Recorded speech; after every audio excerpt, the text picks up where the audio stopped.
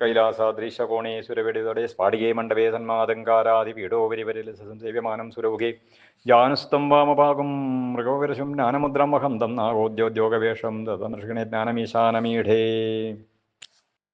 വക്രതുണ്ടമഹാകായ കോടിസൂര്യതമപ്രഭാ നിർവിഘ്നം കുരുമേ ദേവാ ശുഭകാര്യേഷു സർവദാ യാ കുന്ദേന്ദു തുഷാരഹാരതപളായ ശുഭ്രവസ്ത്രാവൃതായ വീണാവരദണ്ഡമണ്ഡിതകരായ ശ്വേതപത്മാസനായ ബ്രഹ്മാച്യുതശങ്കരപ്രഭൃതിവൃദേവൈ സദാ പൂജിത സാമാം പാദുരസ്വതി ഭഗവതി നിശേഷജാഡ്യാവഹ ആദൗ പാണ്ഡവദാർത്രരാഷ്ട്രജനനം ലക്ഷാഗൃഹേദാഹനം ദ്യൂതം ശ്രീഹരണം വനോവിഹരണം മത്സ്യാലയേ വർത്തനം ലീലാഗോഗ്രഹണം രണേ വിഭഹരണം സന്ധ്യാക്രിയാചൃംബണം പശ്ചാത് ഭീഷ്മസുയോധനാദിനിധനം ഏതന്മഹാഭാരതം. എല്ലാവർക്കും നമസ്കാരം. മഹാഭാരതം ഇന്ന് ലോകത്തിലെ ഏറ്റവും വലിയ ഇതിഹാസമായിട്ട് നിലനിൽക്കുകയാണ്. നമ്മുടെ സനാതന ധർമ്മത്തിൻ്റെ ഏറ്റവും വലിയ രചന, ഏറ്റവും ഉത്കൃഷ്ടമായ രചന എന്ന് പറയാം. ഇതിഹാസം, ഏറ്റവും വലിയ ഇതിഹാസം. ഈ കമ്പ്യൂട്ടർ യുഗത്തിൽ പോലും മഹാഭാരതത്തെ കവച്ചു വെക്കാനുള്ള ഒരു രചന ലോകത്തിലെവിടെയും ഉണ്ടായിട്ടില്ല എന്നുള്ളത് നമുക്ക് അഭിമാനിക്കാനുള്ള ഒരു കാര്യമാണ്. ആദികാവ്യമായ രാമായണം, അതുപോലെ തന്നെ മഹാഭാരതം നമ്മുടെ ഏറ്റവും പുരാണങ്ങളിലെ ഏറ്റവും വലിയ ഒരു രത്നങ്ങൾ തന്നെയാണ്.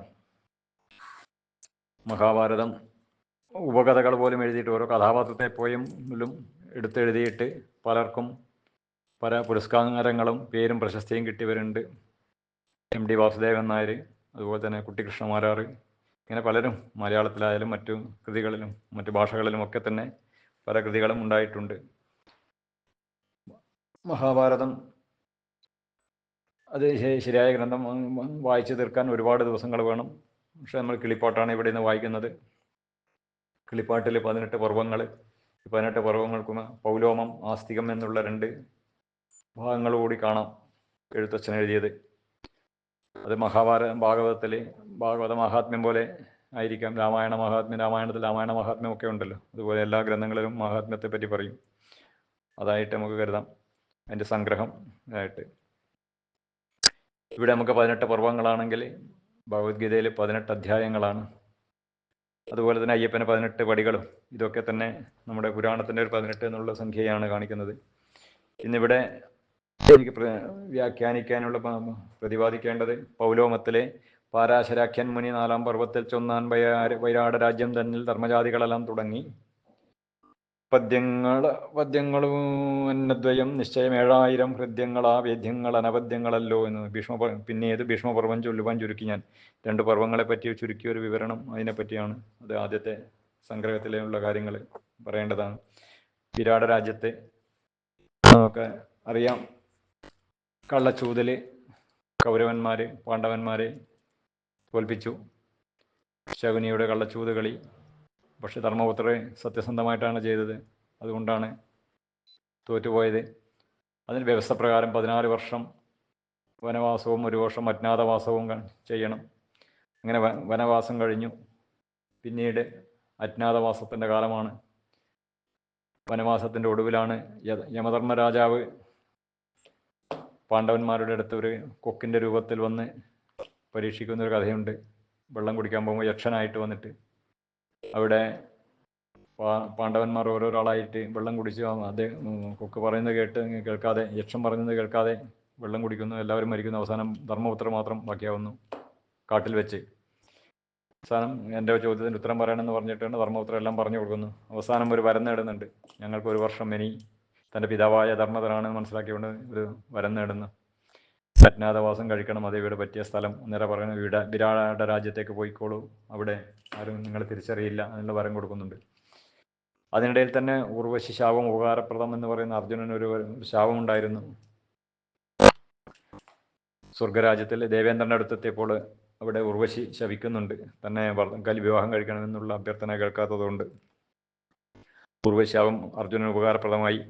അങ്ങനെ ഈ ഭാഗത്ത് വിരാട രാജ്യത്തേക്ക് പോവുകയാണ്. അവിടെ 5 പേരും വിവിധ പേരുകൾ സ്വീകരിച്ചു. സൈരന്ധ്രിയായിട്ട് രാജ്ഞിയുടെ തോഴിയായിട്ട് പാഞ്ചാലിയും അവിടെ 1 വർഷം കഴിക്കുകയാണ്. അതിനിടയിലാണ് അവിടെ പല പ്രത്യേക സംഭവങ്ങളും ഉണ്ടായിരുന്നത്. ഇവരെ പാണ്ഡവന്മാരാണെന്ന് അവർക്കറിയില്ല. വന്നത് പാചകക്കാരനും ചൂതുകളിക്കാരനും ഒക്കെ ആയിട്ടാണ് എല്ലാവരും. കുതിരക്കാരനും പശുക്കളെ പരിപാലിക്കുന്നവനും വിരാട രാജാവിൻ്റെ മകളെ ഉത്തരയെ നൃത്തം പഠിപ്പിക്കുന്നതായിട്ടാണ് അർജുനൻ. വിരാട രാജധാനിയിൽ അങ്ങനെ ഒരു വർഷം കഴിയാറാവുകയാണ് രാജകൊട്ടാരത്തിൽ. അതിനാണ് രാജ്ഞിയുടെ സഹോദരനായ കീചകൻ പാഞ്ചാലിയെ ഒരു വശത്താക്കാൻ വരുന്നു. എൻ്റെ കീചകനെ ഭീമൻ കൊല്ലുന്നു. കീചകവധം, അതാണ് ചത്തത് കീചകനെങ്കിൽ കൊന്നത് ഭീമൻ തന്നെ എന്നുള്ള കഥയുണ്ട് ഒരു ഇത് വന്നത്. ഇങ്ങനെ ഈ അജ്ഞാതവാസക്കാലത്ത് കൗരവന്മാർ ചാരന്മാരെ വിട്ട് ലോകമെങ്ങും ഇവരെ അന്വേഷിക്കാൻ നോക്കിയിരുന്നു. പക്ഷേ എവിടെയും കിട്ടിയില്ല. അവസാനം എവിടുന്ന ഒരു ത്രികർത്തൻ എന്ന രാജാവിന് പറഞ്ഞു അവിടെ ഒരു കീചകൻ മരിച്ചിട്ടുണ്ട്. അന്നേരമാണ് പറയുന്നത് ചത്തത് കീചകനാണെങ്കിൽ കൊന്നത് ഭീമൻ തന്നെ എന്ന് പറഞ്ഞുകൊണ്ട് നേരിട്ട് വരുന്നത്. എന്നിട്ട് പശുക്കളെ അവർ കട്ടുകൊണ്ടുപോകുന്നു. മത്സ്യരാജാവ് വിരാട രാജാവിനെയും കൊണ്ടുപോകുന്നു. അപ്പോഴാണ് ഭീമനോട് പറയുന്നത് അവരെ രക്ഷിക്കൂ എന്ന് പറഞ്ഞിട്ട് പെട്ടെന്ന് ഭീമൻ പോയിട്ട് വിരാട രാജാവിനെ ത്രികർത്തനെ ബന്ധനസ്ഥനാക്കി പശുക്കളെ രക്ഷിക്കുന്നു. എന്നിട്ട് അവർക്ക് മാപ്പ് കൊടുക്കുന്നു. അങ്ങനെയുള്ള കഥകൾ കഴിഞ്ഞ് അപ്പോൾ നേരിട്ട് മറ്റുള്ളവർ പ്രത്യക്ഷപ്പെടുന്നത് കൗരവന്മാർ. അവരും പശുക്കളെ ഇതാക്കാനാണ് വരുന്നത്. എന്നിട്ട് വന്നിട്ട് അർജുനൻ പക്ഷേ ആരുമില്ല, എല്ലാവരും മറ്റവർ യുദ്ധത്തിന് പോയിരുന്നു. ത്രികർത്ത രാജാവിൻ്റെ യുദ്ധത്തിന് പോയതുകൊണ്ട് ആരുമില്ല രാജധാനിയിൽ. ഉത്തരൻ സാരഥിയാക്കിക്കൊണ്ട് അർജുനൻ യുദ്ധം ചെയ്യുന്നു. എല്ലാ പാശുപതാസ്ത്രം പോലുള്ള അസ്ത്രങ്ങളൊക്കെ നേടി. പക്ഷെ ഒരു ഭാഗ്യവശാൽ അജ്ഞാതവാസം കഴിയാറായിരുന്നു. അങ്ങനെ അജ്ഞാതവാസത്തിന് ആ സമയത്താണ് അർജുനൻ ഇവരെ യുദ്ധം ചെയ്ത് വിജയിക്കുന്നതും പശുക്കളെയൊക്കെ വീണ്ടെടുക്കുന്ന കഥയുണ്ട്. അജ്ഞാതവാസം ഭംഗിയായി കഴിയുന്നു. എന്നിട്ട് അജ്ഞാതവാസം കഴിഞ്ഞ് പിറ്റേ ദിവസം പാണ്ഡവന്മാർ സ്വന്തം വേഷത്തിൽ വിരാട രാജധാനിയിൽ പ്രവേശിക്കുന്നു. കഥ തിരിച്ചറിഞ്ഞ് വിരാട രാജാവിന് വളരെ ഇഷ്ടപ്പെട്ടു. സന്തോഷവാനായി. ഒരു വർഷം എൻ്റെ രാജധാനിയിൽ എനിക്ക് ഇവിടെ കഴിഞ്ഞു എന്നുള്ളത് തൻ്റെ മകളായ ഉത്തരയെ അർജുന വിവാഹം ചെയ്ത് കൊടുക്കാൻ തയ്യാറാവുന്നു. പക്ഷേ ശിഷ്യയായതുകൊണ്ട് വേണ്ട, എൻ്റെ മകനെ കൊണ്ട് കഴിപ്പിക്കാം. നമ്മൾക്കറിയാം ഈ ഉത്തരക്ക് പിറന്ന മകനെ പരീക്ഷത്തിൽ കൂടിയാണ് നമ്മുടെ ഭാഗവതവും മറ്റുള്ള കഥകളും നമ്മൾ കേൾക്കുന്നത്. ഉദ്യോഗപർവത്തിലാണ് വിവാഹവും മറ്റുള്ള കൃഷ്ണൻ പാർത്ഥസാരഥിയായതും ഇവരുടെ യുദ്ധകാര്യം ആലോചനയും ഭഗവാൻ ദൂത് പോകുന്നതും ഭഗവാൻ ദൂത് പോയിട്ട് അവിടെ വിശ്വരൂപ കാണിക്കുന്നതും വിതുരുടെ ഗൃഹത്തിൽ പോയി പാർക്കുന്നതും കുന്തിയെ കാണുന്നതും കുന്തി ദേവി ഭഗവാനോട് പറയുകയാണ് ക്ഷത്രിയ സ്ത്രീ മക്കളെ പ്രസവിക്കുന്നതിന് എന്തിനാണോ അതിനുള്ള സമയമായി, അതായത് യുദ്ധം ചെയ്ത് ശത്രുക്കളെ നിഗ്രഹിച്ച് രാജ്യം കൈക്കലാക്കണം.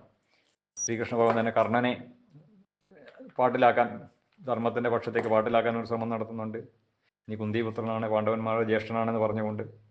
കർണൻ തയ്യാറാവുന്നില്ല. പിന്നീടുള്ള യുദ്ധത്തിൻ്റെ ഇതിലാണ് ദൃഷ്ടദ്യുമ്നനെ പാണ്ഡവ സൈന്യാധിപനായി, ഭീഷ്മരെ കൗരവ സൈന്യാധിപനായിട്ടുമൊക്കെ നിയമിക്കുന്നു. പിന്നെയുള്ള കുരുക്ഷേത്ര യുദ്ധഭൂമിയിൽ കണ്ടുമുട്ടുന്നതാണ് മുതലാണ് ഭീഷ്മപർവം തുടങ്ങുന്നത്. നമുക്കറിയാം മഹാഭാരതത്തിൽ കൂടിയാണ് നമ്മൾക്ക് വിഷ്ണു സഹസ്രനാമവും അനുശാസന പർവ്വതത്തിൽ വിഷ്ണു സഹസ്രനാമം, അതുപോലെ തന്നെ ഭീഷ്മപർവത്തിലാണ് ഭഗവത്ഗീതയും ഒക്കെ ഉണ്ടായത്. ഭഗവത്ഗീതയും ലോകത്തിന് ഏറ്റവും നല്ല സന്ദേശം. ഇന്ന് ഗീതാവാഖ്യാനവും ഇതും ഗീത മാത്രം വ്യാഖ്യാനിച്ചുകൊണ്ട് ചിന്മയാനന്ദ സ്വാമി ലോകമെങ്ങും പ്രസിദ്ധനായത്.